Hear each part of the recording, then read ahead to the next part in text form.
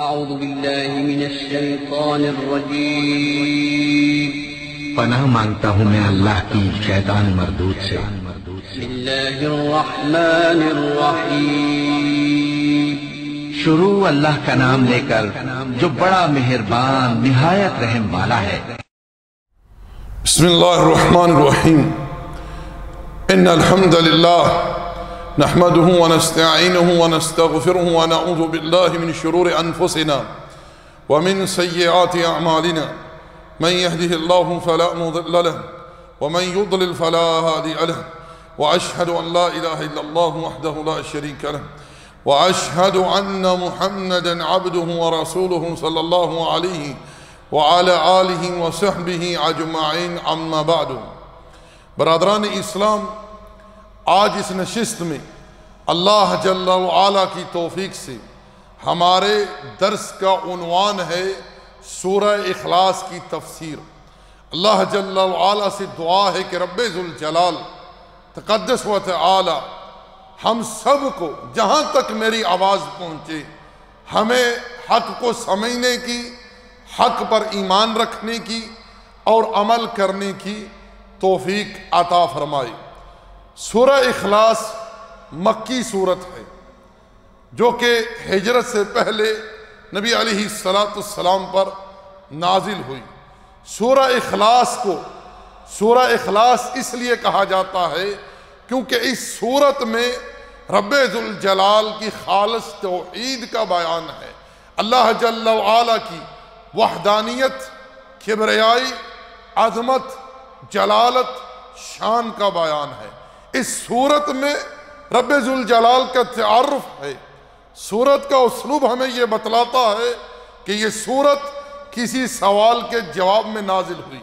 دراصل مشرکین مکہ نے نبی محترم صلی اللہ علیہ وسلم سے دریافت کیا کہ جس رب کی بابت آپ ہمیں دعوت دیتے ہیں اس کا نسب بیان کیجئے۔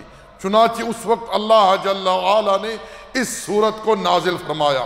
نبی محترم صلی اللہ علیہ وسلم نے ارشاد فرمایا قل هو اللہ احد تعدل ثلث القرآن۔ یہ سورہ اخلاص ایک تہائی قرآن کے برابر ہے، ایک تہائی قرآن کے برابر ہے۔ نبی محترم صلی اللہ علیہ وسلم اس سورت کی قرات کا بڑا اہتمام فرماتے، نمازوں کے بعد جو اذکار اس میں پڑھتے، صبح و شام کے اذکار میں پڑھتے، رات کو سونے سے پہلے اس سورت کی تلاوت فرماتے۔ اسی طرح فجر کی 2 رکعت سنتیں جب ادا فرماتے، پہلی رکعت میں سورہ کافرون کی تلاوت کرتے، دوسری رکعت میں سورہ اخلاص کی تلاوت فرماتے صلی اللہ علیہ وسلم۔ اسی طرح جب آپ علیہ السلام مغرب کی 2 رکعت سنت ادا فرماتے تو پہلی رکعت میں سورہ کافرون کی تلاوت فرماتے اور دوسری رکعت میں سورہ اخلاص کی تلاوت فرماتے۔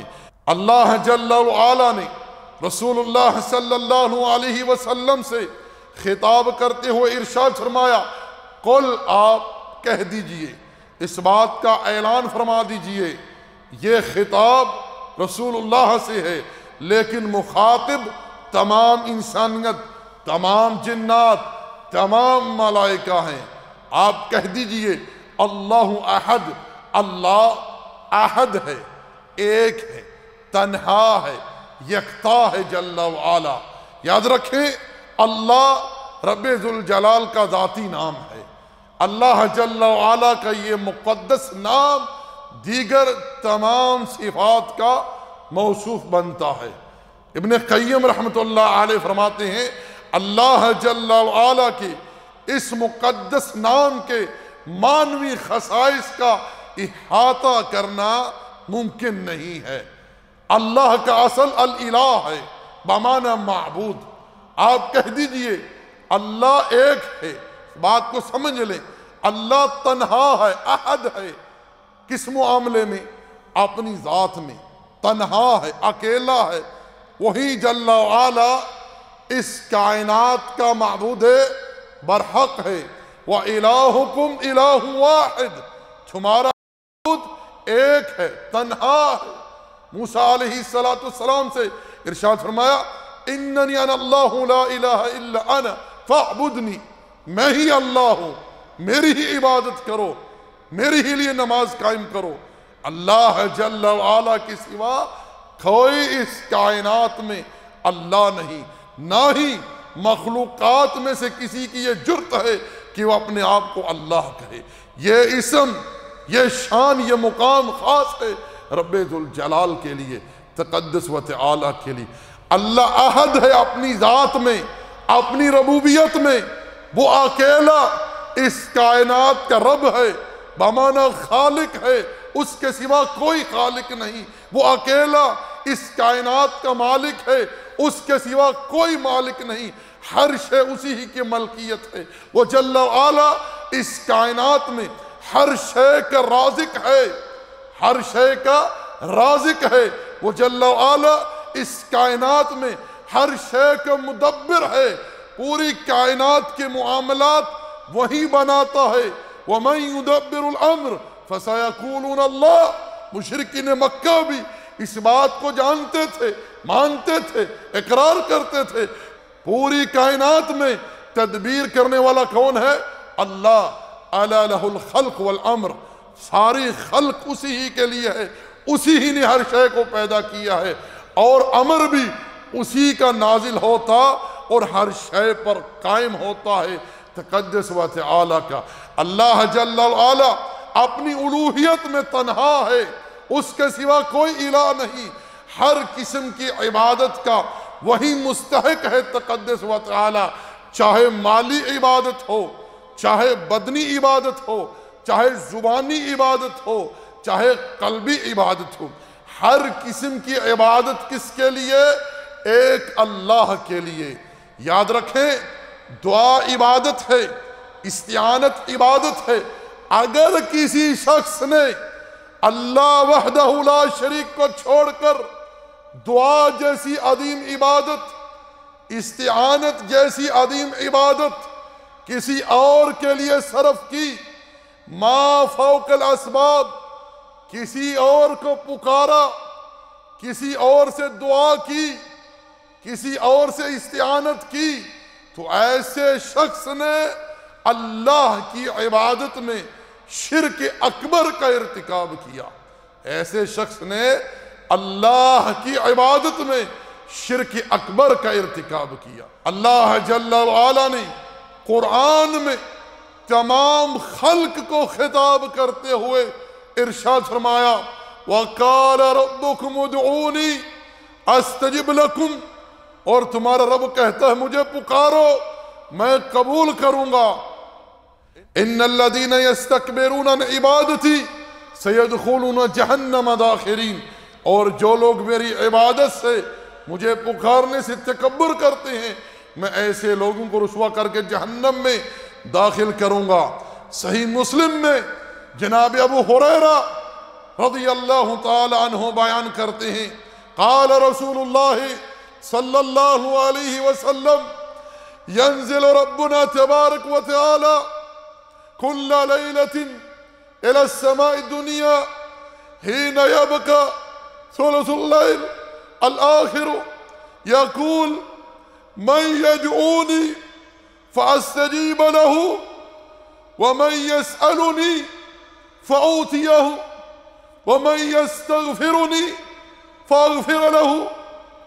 اللہ کے سچے رسول امام الانبیاء، جن کی گفتگو اللہ کی وحی سے، جو سب سے زیادہ اپنے رب کو جاننے والے اور اس خلق کی خیر خواہی کرنے والے، وہ فرماتے ہیں جب رات کا ایک پہر باقی رہ جاتا ہے، ایک تہائی حصہ باقی رہ جاتا ہے، ہمارا رب تقدس و تعالی آسمان دنیا کی طرف نزول فرماتا ہے، جیسے اس کی عظمت، شان، کبریائی، جلالت کے لائق ہے، اور وہ جل وعلا فرماتا ہے کون ہے جو مجھ سے دعا کرے میں اس کی دعا قبول کروں، کون ہے جو مجھ سے سوال کرے میں اسے عطا کروں، کون ہے جو مجھ سے گناہوں کی بخشش مانگے میں اس کے گناہ معاف کر دوں۔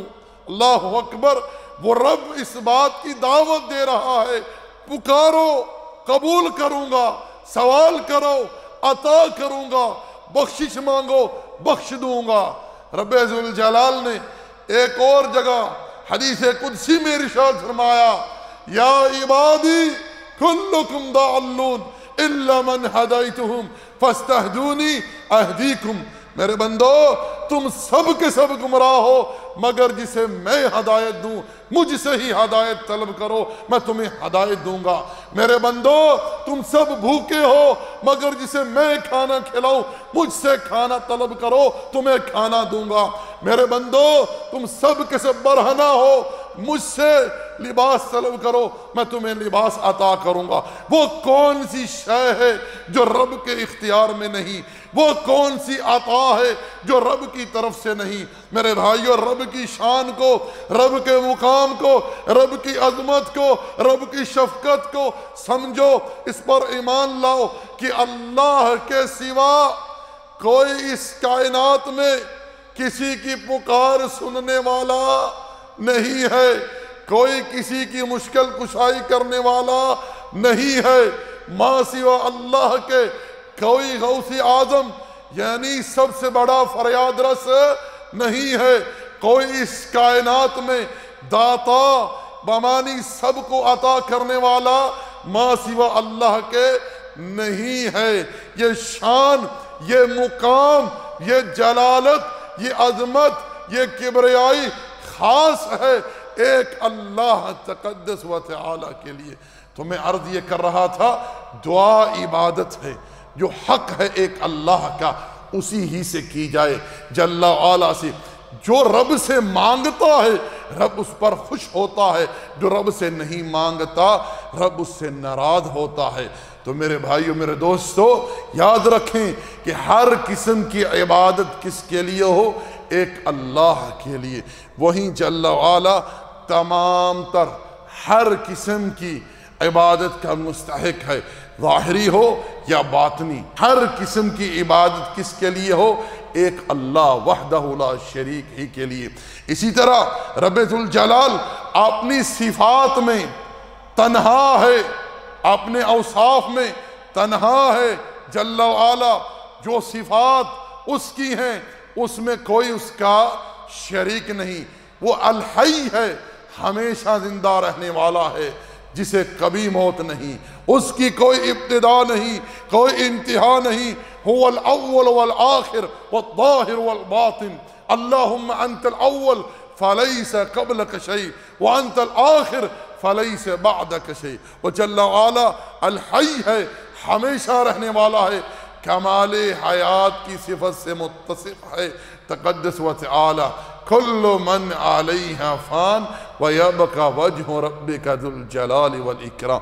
ماں سوا اللہ کے ہر شے کو موت ہے، کل نفس ذائقۃ الموت، ہر نفس پر موت طاری ہونی ہے۔ کوئی اللہ کے سوا کسی زندگی کا مالک نہیں ہے۔ وہ جل وعلا زندگی دیتا ہے، موت دیتا ہے، زندگی اور موت کا وہی مالک ہے۔ وہ جل وعلا عالم الغیب ہے، غیب جاننے والا ہے، یہ اس کی صفت ہے، اسی ہی کے لیے خاص ہے۔ ماں سوا اللہ کے اس کائنات میں کوئی غیب نہیں جانتا۔ اللہ جل وعلا نے اپنے پیغمبر امام الانبیاء سید ولد آدم علیہ السلام سے کہلوایا، قل انی لا املک لنفسی نفعا ولا ضرا الا ما شاء اللہ ولو كنت اعلم الغیب لاستکثرت من الخیر وما مسنی السوء۔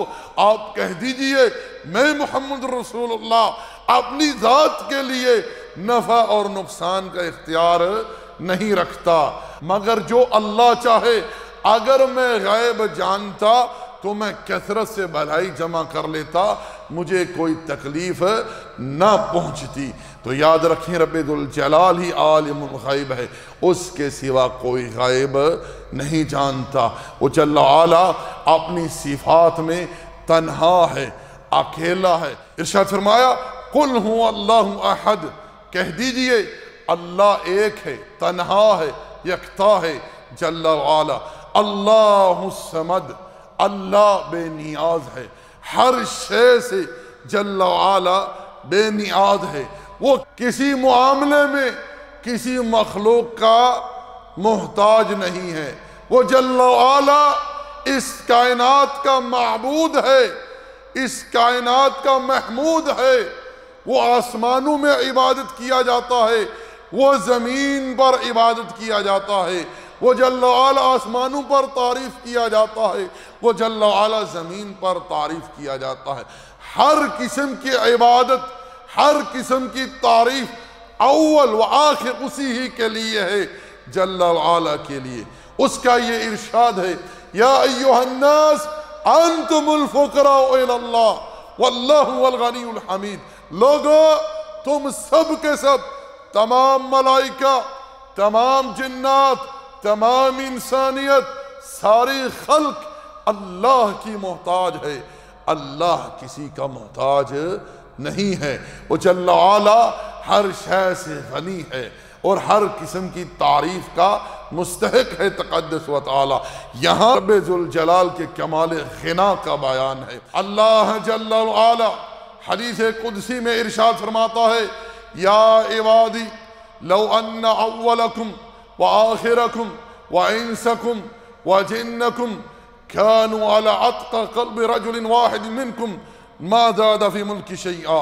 میرے بندو، تم سب اول سے لے کر آدم سے لے کر آخری آنے والا انسان سب جمع ہو جاؤ، تمام جنات سب جمع ہو جاؤ، اور تم سب کے دل ایک پرہیزگار متقی انسان کی مانند ہو جائیں، تم میری خلق میں، تم میری ملکیت میں، میری سلطنت میں ایک ذرے کا بھی اضافہ نہیں کر سکتے۔ آگے ارشاد فرمایا، یا عبادی لو ان اولکم وآخرکم وانسکم وجنکم كانوا على افجر قلب رجل واحد منکم ما نکث ذلك من ملک شیئا۔ میرے بندو، اگر تم سب اول سے لے کر یعنی آدم سے لے کر دنیا میں آنے والا آخری انسان سب جمع ہو جاؤ، تمام جنات جمع ہو جائیں، اور تم سب کے دل ایک فاجر انسان کی مانند ہو جائیں، تم میرے ملک میں ایک ذرے کا بھی نقصان نہیں کر سکتے۔ وہ جل وعلا بے نیاز ہے، اللہ الصمد، اللہ تقدس و تعالی ہر شے سے بے نیاز ہے۔ آگے ارشاد فرمایا، لم یلد ولم یولد، نہ اللہ نے کسی کو جنا ہے اور نہ ہی کسی نے اللہ کو جنا ہے۔ رب ذوالجلال اولاد سے پاک ہے، بیوی سے پاک ہے، تقدس و تعالی۔ یہاں رد ہے نصرانیوں پر، یہاں رد ہے یہودیوں پر۔ یہودیوں نے کہا کہ عزیر اللہ کا بیٹا ہے، نصرانیوں نے کہا مسیح اللہ کا بیٹا ہے۔ رب ذوالجلال ارشاد فرماتا ہے، یا اہل الکتاب لا تغلوا فی دینکم، اہل کتاب دین میں غلو مت کرو، ولا تقولوا علی اللہ الا الحق، اللہ کے بارے میں سوائے حق کے کچھ مت کہو۔ اللہ جل وعلا تنہا ہے، تقدس و تعالی، وہ یکتا ہے جل وعلا۔ یاد رکھیں، جو لوگ رب ذوالجلال کے لیے اولاد ثابت کرتے ہیں، جو رب ذوالجلال کی خلق کو اللہ جل وعلا کی ذات اقدس کا جز قرار دیتے ہیں، اللہ جل وعلا نے ایسے لوگوں کو کافر قرار دیا ہے۔ ارشاد فرمایا، لَقَدْ كَفَرَ الَّذِينَ قَالُوا إِنَّ اللَّهُ الْمَسِيحُ ابْنُ مَرْيَمَ، تحقیق ایسے لوگ کافر ہو گئے جنہوں نے کہا کہ مسیح علیہ السلام بھی اللہ ہے، معاذ اللہ۔ اللہ جل وعلا حدیث قدسی میں ارشاد فرماتا ہے کہ ابن آدم مجھے گالی دیتا ہے، ابن آدم مجھے گالی دیتا ہے، میرے لیے اولاد ثابت کرتا ہے، حالانکہ میں لم یلد ولم یولد ہوں، میں تنہا ہوں، میں نے کسی کو نہیں جنا اور نہ ہی کسی نے مجھے جنا ہے، میں ہر شے کا خالق ہوں، اس کائنات میں ہر شے میری مخلوق ہے۔ میرے بھائیو، میرے دوستو، رب ذوالجلال کے لیے اولاد ثابت کرنا یہ اتنا سنگین گناہ ہے، اتنا خطرناک گناہ ہے۔ اللہ جل وعلا ارشاد فرماتا ہے، وَقَالُوا اتَّخَذَ الرَّحْمَنُ وَلَدًا، اور انہوں نے کہا کہ رحمان نے اولاد ٹھہرائی ہے۔ لقد جئتم شیئا ادا، تم نے نہایت ہی نامعقول بات کہی، تکاد السماوات یتفطرن منہ وتنشق الارض وتخر الجبال ہدا ان دعوا للرحمن ولدا، آسمان ٹوٹ کر گر پڑے، زمین پھٹ جائے، پہاڑ ریزہ ریزہ ہو جائیں، انہوں نے اللہ رحمان کے لیے اولاد ثابت کی۔ وما ينبغي للرحمن ان يتخذ ولدا، اللہ رحمان کی شان کے یہ لائق ہی نہیں ہے کہ وہ کسی کو اپنی اولاد قرار دے۔ ان کل من فی السماوات والارض الا آتی الرحمن عبدا، آسمان اور زمین میں جو کچھ ہے سب اس کے غلام بن کر پیش ہونے والے ہیں۔ لقد احصاہم وعدہم عدا، اور اس نے ان سب کو شمار کر رکھا ہے۔ وَكُلُّهُمْ آتِهِ يَوْمَ الْقِيَامَةِ فَرْدًا، اور یہ سب کے سب اس کے سامنے فردن فردن پیش ہونے والے ہیں کل قیامت کے دن۔ اللہ تقدس و تعالی پاک ہے جل وعلا، اس کی شان بہت بلند ہے جل وعلا کی کہ وہ کسی کو اپنی اولاد ٹھہرائے، معاذ اللہ، یہ چیز رب ذوالجلال کی شان کے لائق نہیں ہے تقدس و تعالی کی۔ ارشاد فرمایا وَلَمْ يَكُنْ لَهُ كُفُوًا أَحَدٌ، اور کوئی اس کا ہمسر نہیں، وہ اپنی ذات میں تنہا ہے، وہ اپنی عبادات میں اپنی الوہیت میں تنہا ہے، وہ جل وعلا اپنے تمام اسماء و صفات میں تنہا ہے۔ لَيْسَ كَمِثْلِهِ شَيْءٌ وَهُوَ السَّمِيعُ الْبَصِيرُ، اس کا مثل کوئی شے نہیں، وہ جل وعلا ہر شے سے پاک ہے اور وہ سننے والا اور دیکھنے والا ہے تقدس و تعالی۔ یاد رکھیں اس صورت سے محبت جنت کی ضمانت ہے، اور جو شخص اس صورت سے محبت کرتا ہے اس لیے کہ اس صورت میں رب کی توحید کا بیان ہے، رب کی جلالت، کبریائی، عظمت، شان کا بیان ہے، تو ایسے انسان کے لیے بھی رب ذوالجلال کی طرف سے محبت کی بشارت ہے۔ جیسا کہ نبی صلی اللہ علیہ وسلم نے ایک شخص کے بارے میں سنا کہ اس نے کہا کہ میں سورہ اخلاص سے اس لیے محبت کرتا ہوں کیونکہ اس میں رب کی صفات کا بیان ہے، تو نبی محترم علیہ السلام نے ارشاد فرمایا کہ اسے بھی خبر دے دو کہ رب ذوالجلال بھی اس سے محبت کرتا ہے۔ اسی پر اکتفا کرتے ہیں، اگر کسی چیز میں مجھ سے کوئی لرزش ہوئی ہو، کوتاہی ہوئی ہو، رب ذوالجلال مجھے معاف کر دے، میری اصلاح کرے۔ ربنا آتنا فی الدنیا حسنہ وفی الآخرۃ حسنۃ وقنا عذاب النار، ربنا تقبل منا انک انت السمیع العلیم وتب علینا انک انت التواب الرحیم، وصلی اللہ علی نبینا محمد وعلی آلہ وصحبہ اجمعین۔ جزاکم اللہ خیر، السلام علیکم ورحمۃ اللہ وبرکاتہ۔